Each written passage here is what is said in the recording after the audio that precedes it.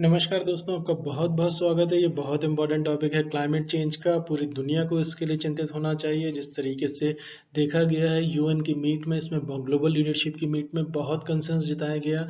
बहुत सारे राष्ट्राध्यक्षों ने इसमें और खास करके आइलैंड नेशंस ने इस पर बहुत ज़्यादा एक तरीके से कंसर्न जताया है। और ये भी कहा गया है कि अगर कोविड नहीं मारता है उन्हें, तो क्लाइमेट चेंज उन्हें सर्टेनली मार देगा। यानी कि ये बहुत बड़ी बात है, ये पंचलाइन के तौर पे देखी जानी चाहिए।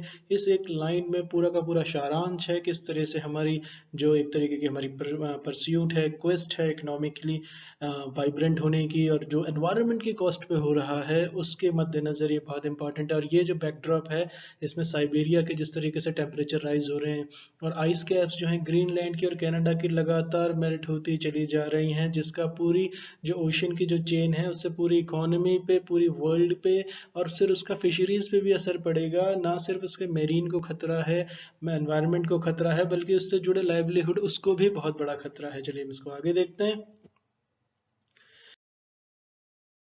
इसमें जो कंसर्न जताया गया है, हमारा प्लेनेट जो है बेहद बेहद खूबसूरत है, और अभी तक सिर्फ यही जगह है जहां इंसान बच सकता है। चांद पर या मंगल पर जाने की संभावना अभी कम है, और जिसको कहते हैं कि वहाँ सिर्फ स्टडीज चल रही हैं, पानी सिर्फ यहाँ पर है। तो यहाँ का जो हैबिटेट है, इसमें सारी कंट्रीज को अब तो कम से कम ये कहा जाना चाहिए।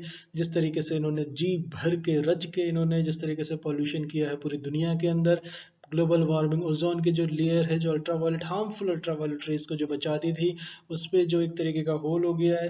कितना कंसर्न है, हर तरफ आप देखें एनवायरनमेंट को लेके किसी को फिक्र नहीं है। लेकिन जिस तरीके से पेरिस कन्वेंशन जो हुआ था, चलिए हम आगे बढ़ाते हैं।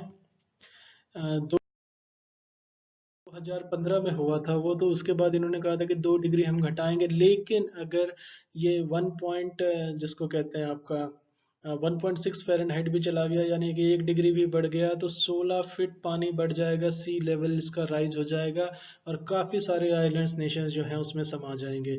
और जिसको कहते हैं जो ज्योग्राफी में इंटरेस्टेड हैं उनको इसकी डिटेल्स ज़्यादा पता है। जिस तरीके से पोलर कैप्स पे आप देखिए अंटार्कटिका की शीट लगातार मेल्ट हो रही है, और जिस तरीके से ग्लोबल वार्मिंग हो रही है, उससे आइस एज के रिटर्न होने का फिर से खतरा है।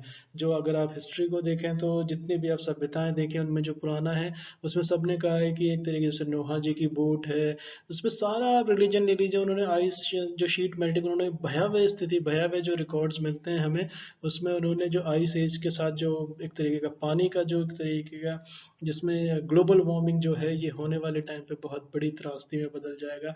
तो पंचलाइन जैसे मैंने आपसे कहा, Covid doesn't kill us, climate change will certainly, backdrop हमने दिया है। और रियलिटी और फ्यूचर ये है कि वैक्सीन जो है ग्लोबल वार्मिंग की कोई नहीं है, सिर्फ कंट्रीज को ड्रेस्टिकली कम करना पड़ेगा। इसमें चीन ने कह दिया है कि हम जो है कार्बन फ्री हो जाएंगे 2060 तक, ना उसमें शी जिनपिंग रहने वाले हैं तब तक, ना कुछ होगा। लेकिन यह है कि कोई कुछ भी कह दे, कमिट कुछ भी कर दे, लेकिन करते उल्टा है। पेरिस कन्वेंशन से अमेरिका का रवैया देखिए, लगातार वो किसी चीज़ को नहीं मानते हैं। Environment concern is a strict no no. और एक थ्योरी है इकोनॉमिक्स के अंदर जिसको कहते हैं पीगू से रिलेटेड है, उन्होंने ये कहा था कि आपको एक बैलेंस बना के चलना होगा एनवायरनमेंट और इकोनॉमिक ग्रोथ के दरमियान में। लेकिन वैसा कोई नहीं मानता है जब इंडस्ट्री का आता है। और इन्होंने, यूएन ने ये भी कहा है अपने रेजोल्यूशन के अंदर कि जो बेल आउट उन्हें ना दिया जाए जो पॉल्यूटिंग इंडस्ट्री है, और कार्बन फ्री जाया जाए, और जो फॉसिल फ्यूल है उससे छुटकारा पाए, गो ग्रीन, कंपनीज को ग्रीन करें, सब कुछ ग्रीन की तरफ जाने की उनकी कोशिश है। खाएं आप ऑर्गेनिक जो खा रहे हैं, अमेरिका, आधा अमेरिका सिंथेटिक हो चुका है, ऐसा खुद अमेरिकन का कहना है। और जो ग्लोबल वार्मिंग की वैकेट नहीं है, इसमें जो फ्यूजी प्राइम मिनिस्टर हैं ब्रैंक बायन मारमा, ब्रायन माए मारानामा, माफ़ कीजिएगा इसका प्रोनाउंसिएशन मुझसे सही नहीं हो रहा है, लेकिन इन्होंने की जो ऑब्जर्वेशन है बहुत क्रिटिकल। उन्होंने कहा है कि आने वाले 75 सालों के अंदर यूनाइटेड नेशंस के अंदर काफ़ी ऐसे मेंबर्स होंगे जो सीट पे होंगे ही नहीं, उनकी कंट्रीज होंगी ही नहीं, वो समुद्र में समा चुके होंगे। बहुत बड़ा ऑब्जर्वेशन है और ये सच है, हार्श है लेकिन सच है। तो एनवायरनमेंट के चैलेंजेस के साथ हमें डील करना होगा। यूएस का स्टांस जो है क्लाइमेट चेंज को लेके बहुत स्ट्रिक्ट रहा है। इनकी जो रिपोर्ट्स हर साल निकलती हैं, इन्होंने 6 इस बार जो कहा है कि बेल आउट्स वगैरह के लिए बात की है, एनकरेज करें ग्रीन जाए जैसा मैंने अभी कहा। लेकिन इन्होंने बहरहाल जो ग्लोबल क्लाइमेट समिट है वो इन्होंने पोस्टपोन कर दिया 2021 के लेट तक।